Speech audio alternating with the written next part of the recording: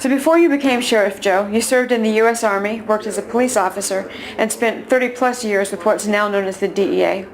Did your years with the DEA especially prepare you for your current office, given Arizona's particular crime issues as a border state? Well, that's a good question, since nobody asked me that question. I was the regional director in Mexico and South America, had offices in Mexico City, Argentina, Panama. Also, another assignment, I was head of the DEA in the Texas, U.S. side, Mexican side. Okay. Head of the DEA in Arizona. So I think I know where the Mexican U.S. border is.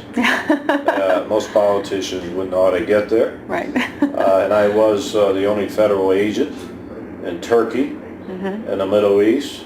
So I have that international experience. I never knew I was going to be the sheriff in Arizona. I was head of the DEA in Arizona, then retired in 1982 and joined my wife in business. Got tired of working for my wife, so I ran for sheriff in 1992. Okay. And I've been re-elected 4 times. I'm going on my 5th this year. So I think maybe the international experience, especially at the U.S.-Mexican border, probably helps me to understand the international drug trafficking and the illegal immigration trafficking that's going on. So you'd seen it from both sides, so that you had already seen the problem from both sides, from all sides, really. And another thing, I've seen it from the federal side, too. So I think it helps. Right. But that's not an excuse to enforce the law, because I took an oath of office to enforce all the laws, regardless of my background. But I do understand Mexico because I live there. And you mentioned the election that's coming up. That was going to be my next question. You have unusually high approval ratings for any politician. As a matter of fact, the President and Congress would love to have your approval ratings, I'm sure, as low as they are. That's not saying much if you say I got a little higher than that. I only need 10%. Double digits is a good thing for them, right? Well, how does that make you feel going into your 5th election? You feel pretty confident? Well, you never take anything for granted. I want to talk about my opponent that ran against me on the Republican side. I'm a Republican, now he's running as a Democrat. I won't go into his sordid background, but I just do my thing. I think after 16 years, the people know where I'm coming from. I've taken a little heat with because of my stance on illegal immigration. On the other hand, I think I laid a foundation for 16 years. So even those that don't like my stance, I'm still going to survive anyway. And on to what you've done as sheriff. You're probably most famous for your tent city, with its Spartan quarters for inmates and its neon vacancy sign. After 15 years of operating Tent City, what are the biggest benefits that you've seen? I'm glad you mentioned that, because we just celebrated our 15th year, August 2. And I'm building more tents. But I was in the Army, joined the Army the day the Korean War broke out, turned 18. I like the smell of canvas, the tents. So when I ran for office in 1992, I said, I'm going to put tents up. Not because we had a jail overcrowding problem, which we did, but the sheriff I beat never told me that. I have a different reasoning. I figure you build a hotel, people will check in. So I build a tent city, it's not a hotel. So now I have about 2,000. They're all convicted. The other 8,000 innocent people live in our jails. I don't put the pre-trial in the tents. I only put those convicted doing up to a year in jail. Okay, okay. And you actually kind of led into my next question as well. The federal government has talked about spending millions of dollars to build permanent facilities to house illegal aliens for deportation. And it seems to us that building permanent facilities doesn't seem like you really think that you're going to address the problem. Do you think that a tent city could be something that could be used by the federal government? Well, I know how to solve the illegal immigration problem. Very simple. You do know they always use the word secure the border. A 10-year-old knows you ought to secure the border. So I don't know why that's so unusual. That's just a cop-out to use a word to get around this problem. But it's against the law to come into this country illegally. Against the law. Federal violation. So my theory is, arrest people when they cross the border. and put them in jail. Now, they always say we don't have enough jail space, we don't have enough prosecutors. Well, then put some tents up like I do. But then if they don't want to steal my idea, make me look good, well, then put some temporary barracks up and down. The greatest country in the world.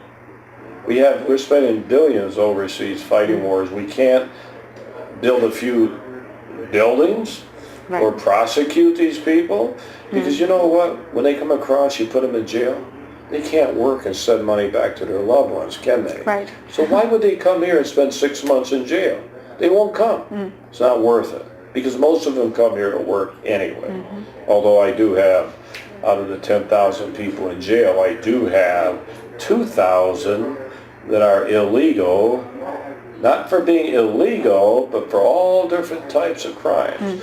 So don't tell me like chiefs of police and politicians, there's no more crime committed by illegals than anybody else. But even if it was 5%, that would be 5% reduction in crime if they weren't here. Exactly. It makes sense to us. Washington doesn't seem to get that, or they refuse Probably to get it. makes sense to them, but they don't want to do anything. Yeah, exactly. So you've been criticized sometimes for some of your other policies, whether it be pink underwear or chain gangs or serving cheap victuals, 15 cents a meal. Do you think that we mollycoddle our criminals in this country, and what are inmates entitled to and not entitled to when they're in jail? Well, we run a humane jail system regardless of what the media and my opponents say. Right now we're on trial on a 30-year-old lawsuit before my time. Of course, I get blamed. We're going to win that. Once in a while we do lose somebody in jail. But when you have 130,000 that come through the jails every year, plus 1.5 million since I've been the sheriff, unfortunately some people are going to die. But they also accuse me of killing the inmates and everything else. I think we run a pretty good jail system. They always talk about all the lawsuits, $40 million. Well, when you average, it's only $30 million and $17 million go towards paying the attorneys. In 15, 16 years, that's nothing. When LA County, I think $200-300 million in 3 years. But they all want to get the sheriff, you know, how I cost taxpayers money, I can go on and on. But they don't talk about all the millions and millions and millions of dollars I save with the cheap food. They don't talk about $130,000 to build a jail for 2,000 people versus 70 million.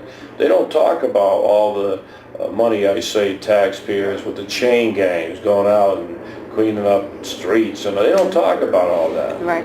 But the people are not stupid. No. They know what this sheriff does.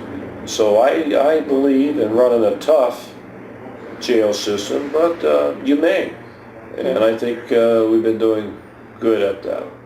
I think the people have spoken 4 times already, and we'll see what they say with the 5th time. But if they didn't like what you're doing, I don't think they keep electing you with such large numbers. I don't think it's going to change now. I do know I've gone down a little in the polls, especially with the Hispanic community. But that's okay. If I get beat because of the Hispanic, because of illegal immigration, it's okay. Most politicians don't want to do nothing because they don't want to agitate the Hispanic vote. Doesn't bother me. Right. I can I can win the election on pink underwear. I don't need this illegal immigration fight. Everybody says you're doing this to get reelected. Well, I really need. Well, you know, that's a good point. If I'm doing it to get reelected, if it's so popular, then why isn't every other politician doing it too then? If they want to get reelected, if that's the fact. That's a good point. They're not doing it because they want to get reelected by thinking they're losing the Hispanic vote. Right. But that's politics, which sometimes I have a little concern about. Speaking of politics,